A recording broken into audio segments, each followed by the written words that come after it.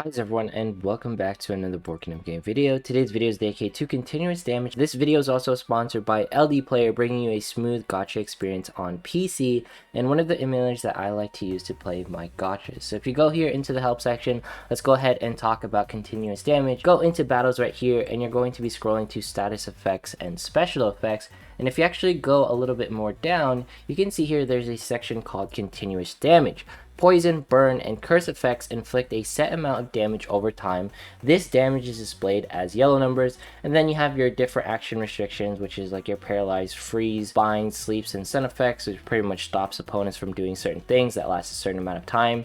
And you have things like charm, which is pretty much Io, that's her specific skill that makes her unique, and then you have things like special effects such as darkness, taunt, invincible. If you want to read all about it, today's video is going to be about continuous damage though. So if we go here onto the great interwebs, these are going to be my notes on poison, curse, and burn. And note here that it causes damage to the target, and it also happens for a specific amount of time to a number of enemies. So note here that Aoi, Jericho, Mitsuki, they are the only characters currently within the game that have the continuous damage effect. Now here Karu is talking about panic, and that's going to be a 6-star ability or ability that she gets much later down the road, and it's not something that we need to look into. But most of all, we need to cover poison, curse, and burn. Now note here that we do not have burn currently available in game. It's just something so that in the future we can cover it. Now it works the same way as poison and curse. Now I have built up Jericho and Mitsuki, so let's go ahead and showcase what that is going to be looking like.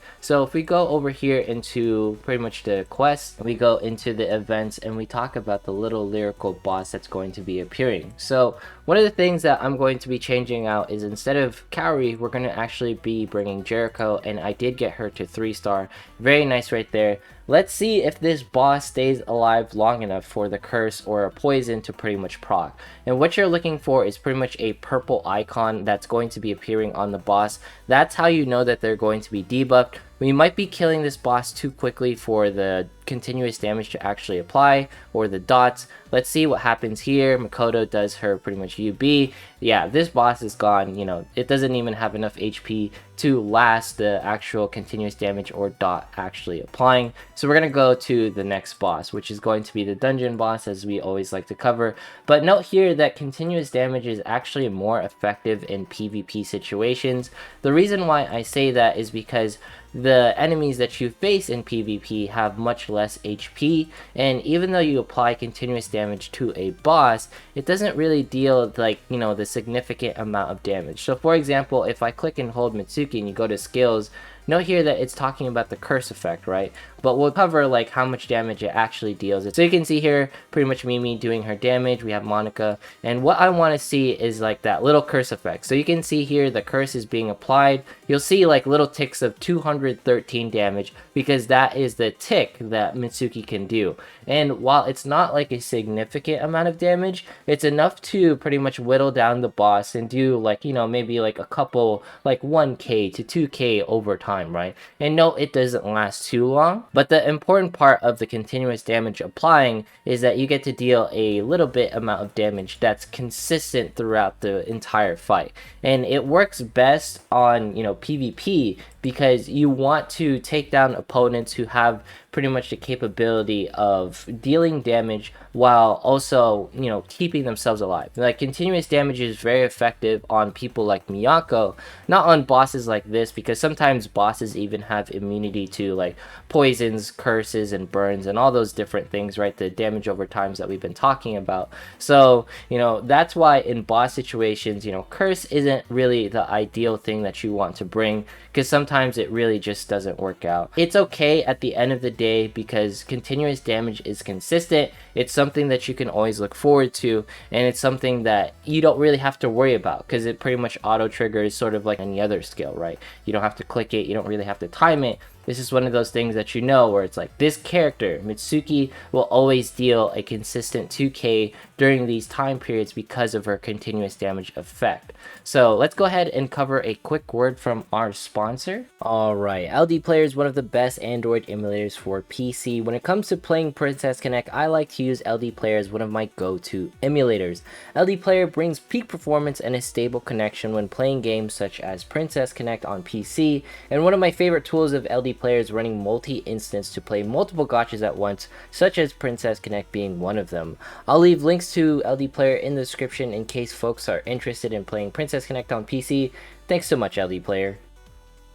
Alright, and thank you so much to LDPlayer for pretty much sponsoring this video. Let's go ahead and cover Mitsuki again, and as you can see, we are having a pretty smooth experience when we're playing. Now let's go ahead and talk about this curse ability, that 213 damage tick that you saw earlier that was appearing on the Golem fight. Alright, let's go ahead and do some PvP. We're gonna switch things up and we're gonna cover Princess Arena first, and let's go ahead and fight a team that I feel like we can properly showcase continuous damage on. Alright, we have the Nozomis here. Alright, I feel like this fight is somewhat doable. Alright, this is pretty cool, and the things that I want to showcase is pretty much Mitsuki dealing her continuous damage with Curse Bloom, and note that we showcased that it pretty much does 213 per tick, and then we'll run these teams. Now, we don't want to replace the Mage Melters over here, and if we get the chance to, we're actually going to be replacing Hiyori, and we're going to be bringing someone like Jericho who does like the poison ticks if we manage to get to this fight over here.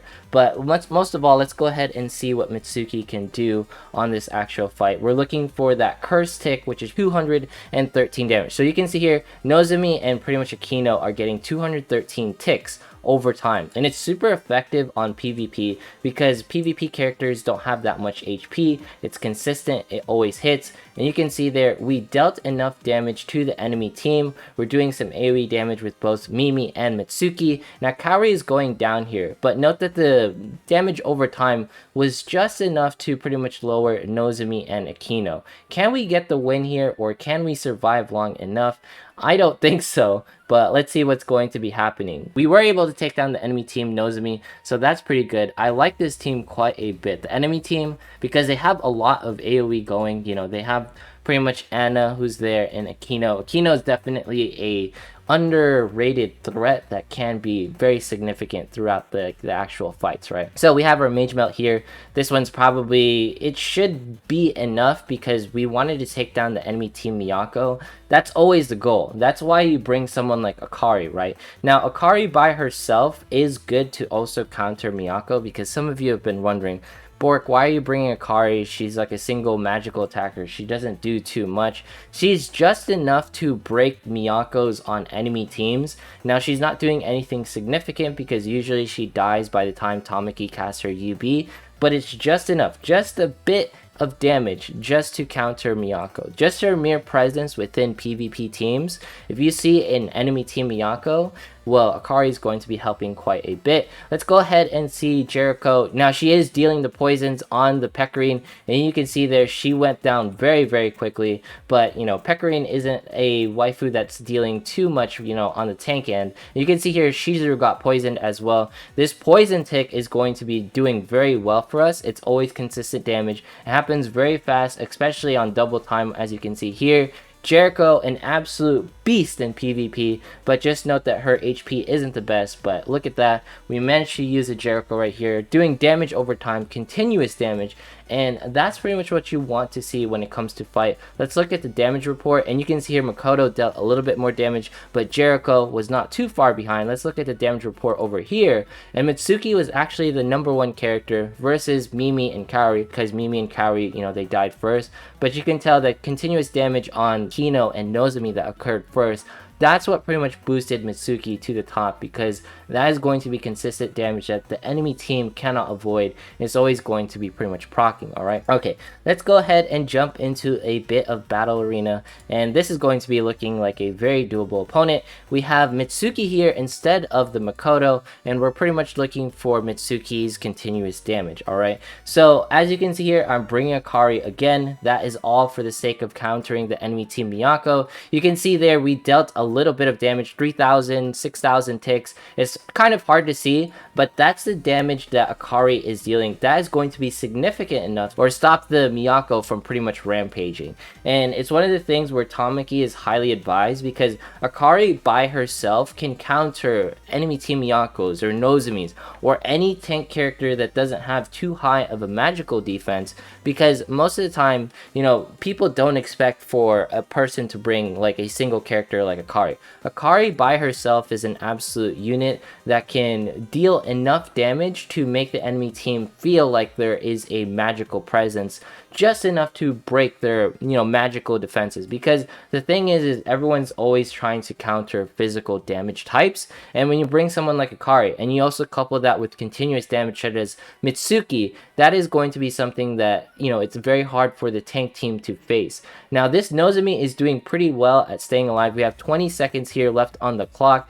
Can we get some damage in? Alright, Mitsuki dealing some damage right there. Let's see what's going to be happening here. Monica doing some of her UBs. Now we got that continuous damage on Maho. Is this going to be enough? Kaori, can you deal some damage? Nice, we did it in 8 seconds, or, a couple of seconds pretty much left on the clock. Let's go ahead and see who dealt the most damage, and of course it's going to be Mitsuki, just pulling it out a little bit because she got her UB off.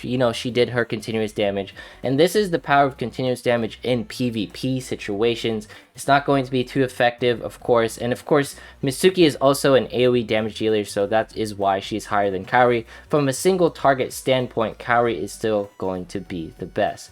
But hopefully you guys understood where continuous damage sort of applies. It's more of in a PvP situation. Let's go ahead and look at Jericho, because she is going to be our new premier 3-star, and it's one of the characters that I wanted to showcase, doing continuous damage. You can see here it dealt 178 damage per tick. Not as hard as Mitsuki, but when she casts it, she also deals some damage. And let's go ahead and go into Mimi. We actually got enough shards to 4-star her. It's been a long time coming. Hopefully we can 5-star her in, the next month to 2 months. I don't see it happening anywhere near in the future, but at the same time, if you want to upgrade or star up your pretty much physical attackers or attack related characters, that's always good. Don't worry about your TP batteries. But anyways, thank you LDPlayer for sponsoring today's video. We had a very smooth experience pretty much playing Princess Connect over here. But if you made it this far, consider subscribing, dropping a like, leaving a comment, follow me on Twitch, follow me on Twitter. Once we hit 17,500 subs, we'll be doing a giveaway. Thanks so much for watching, and I will see you in the next one.